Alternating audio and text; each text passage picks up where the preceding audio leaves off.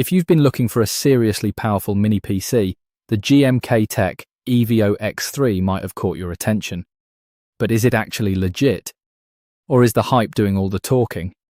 Let's take a quick look. The EVO-X3 is built around AMD's Ryzen AI Max Plus 395 processor. You get 16 cores and 32 threads, and it can boost up to 5.1 GHz. That's already pretty impressive for such a compact machine. Then there's the Radeon 8600 graphics. It has 40 compute units. So this isn't just a basic office mini PC. You can use it for gaming, video editing, 3D work, and demanding productivity tasks. But the really interesting part is the memory. The EVO-X3 can come with up to 128 GB of LPDDR5X RAM running at 8000 MTS. A large portion of that memory can also be allocated to the integrated graphics.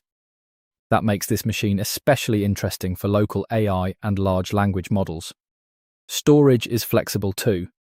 There are two PCIe 4.0 M2 slots, so you can expand storage later. And GMKtec also includes OcuLink. That means you can connect an external GPU if you need even more graphics power. Now here's the catch.